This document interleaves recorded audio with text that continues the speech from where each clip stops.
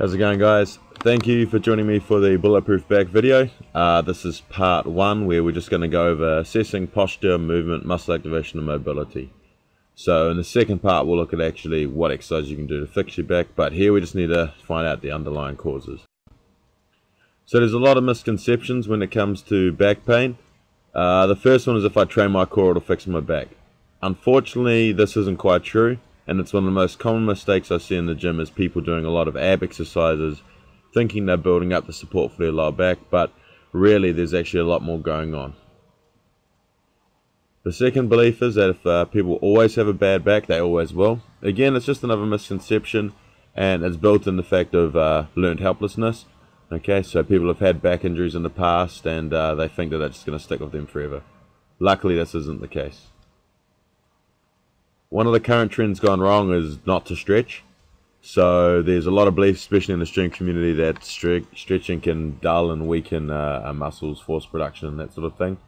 Again, it's research gone wrong. People have cherry-picked what they believe about this.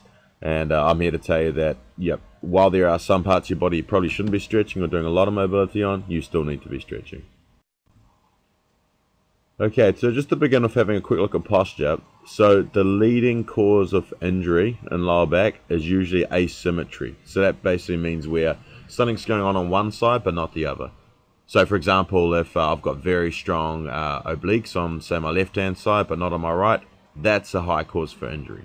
Okay, the reason being is that's going to cause imbalances of what's happening at the hips, and as you could imagine, if one part of the body gets lengthened and the other shortened, it's going to put extra strain on the lengthened part. So that's one thing we need to be aware of.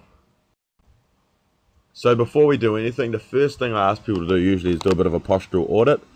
They've got to ask themselves a few questions. Do they slouch? Do you sit with legs uneven? Now this one's actually a good point. I picked up on it myself. Is driving an automatic car, I tend to sit with my left leg tucked up and my right leg straight, and it's actually sort of enabling my bad posture. The other ones to look for is if you sit twisted or bent, favouring one leg for long periods of time. So if you're at a desk and you're slightly twisted, that sort of thing. And the other one is to ask is, does your sport contribute to bad posture? Now most sports are, one side or unilateral. Things are involving rackets or clubs, striking arts where, you're favouring one side if you're striking and that sort of thing. So things you might not even think about can actually be contributing to, a sore back or problems with your back. So until you become consciously aware of how you're carrying yourself in these activities, you won't be able to make changes to your lower back. Because again, you can do all the rehabilitative exercises and all the postural corrects, but if you're going and reinforcing negative posture throughout the day, it's not going to help. So we're just going to go over a few simple tests that you can do to just sort of have a look at your postural asymmetry. I've put that as 3 tests, there's actually 4, so pardon for that. So we've just got a video of me in the gym which we're going to flick to now, and it'll explain what you're going to do with these.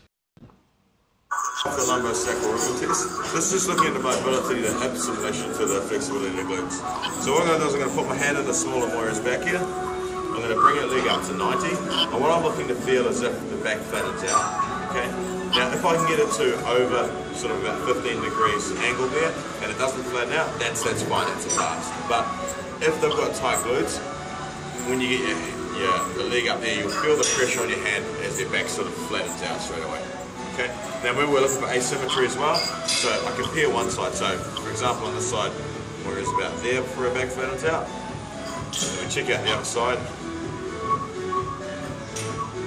There, so she's actually got more mobility on the right than the left. Cool. Alright, now next one is just a hamstring flexibility test. So really simple. All you're going to do is lift the leg up, make sure the knee stays locked as high as it can go. That's perfect right there, getting up to 90 degrees, probably go a little bit further. Okay, that's a really good range of motion. Now again, if your hamstrings are tight, it's going to put a lot of loading on your back. A lot of people want to get their leg up to about there before it starts to tighten out. Once again, we compare the other side as well.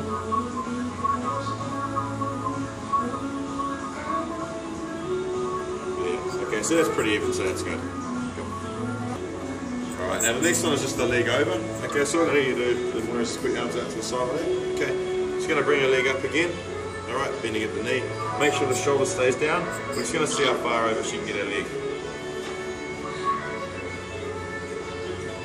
About there. Okay, so that's just off the ground. So again, I'll compare the other side, same deal. Keep it down. About there. Yeah. Okay, so again, there's a little bit of a discrepancy there between left and right, so a little bit tighter on the right side. Cool. Right, we'll have a look at the Thomas test now. What's called a Thomas test. So I'm going to get Elliot to tuck his knee into his chest. Okay, and then from there he's going to lay back on the bench. Now straight away you can see that leg shoots up, which is a sign of tight hip flexor. So as you see, not much movement through there. Okay. Also, if you notice in the knee, okay, his leg's straight as well. So it's a bit of a sign of tight quads. If you try and relax it, relax it. Okay, it's quite actually very tight through there. So Elliot's got a little bit of flexibility there over the next few weeks. Alright guys, so there was just a few basic tests there to just have a look at what's going on at the hip and hamstrings and glutes. Now, an interesting one to note there is with Moira, her hamstrings were very, very flexible, okay? However, there was a discrepancy with her glutes, as on one side was tighter than the other. Now, it might not seem like much, but these are the sort of things that can cause problems with the lower back. Okay, so now with regards to the cures for these things, with that lumbosacral rhythm test, okay, obvious one there is you've got to stretch your glutes. So what we see there is that Moira being a judoka, there's a lot of turning and twisting one way versus the other, and that's why with the lumbosacral rhythm and the leg over test there was one side which is definitely tighter. So as part of Moira's routine, the recommendation would be that she stretches her glutes, particularly the tighter side obviously. Now for the Thomas test, so we had Elliot go through there. As you saw, his leg lifted up quite high when he tucked his knee in, which shows that he's got quite tight hip flexors. Now again, this can just change the hip angle, okay, and it can put a little bit more loading on the lower back, because if you imagine if you're tight through the front, it's going to be pulling your hips forward, so it's actually putting your back in a weakened position. Alright, so for him, again, the recommendation will be hip flexor stretches, so stretching for his hip flexors. Also, as an additional bonus here, his quads were extremely tight, so he needs to work on them as well. Now obviously your hamstring flexibility test, yeah, stretch your hamstrings with that one there, so quite straightforward. Alright, so now we're just going to have a look at a bit of movement patterns of the muscles. So we're just going to see if the muscles are firing as they should be, or if there's any weakness in the muscles there. So I've got another video for you to have a look at, and it's coming up right now. The next three to have a look at, the first one is a single leg squat, okay, so we're just going to balance them on there and squat down, then you come back up, okay, and again, it has a little wobble as you can see, which is fine, and one more. So once again, just seeing a little bit of discrepancy there with what's happening in the knee, okay, if we compare that to the other side, okay, that's a little bit stronger there. Okay, so what we're looking for there is, obviously in sports, a lot of stuff is done on one leg, okay, and naturally one leg will be more stable than the other, alright, but we just want to balance it out again to prevent any risk of injury.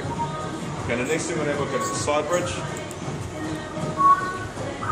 So Maurice is going to be on his side here, okay, we're looking for a real straight posture here, so still sit that way slightly, there, yep, and hold that position there. Now what I'm also looking for this time is comparison between sides. So this side looks a little bit wobbly. Okay, get it to flip over and do it the other side. Coming up from there.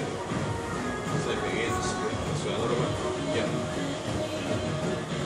Now I'd say this side looks more comfortable. Okay, well just shows a little bit of an imbalance between the obliques on both sides here. Right, now the last test we're going to have a look at is just have a look at the strength of the glute medius.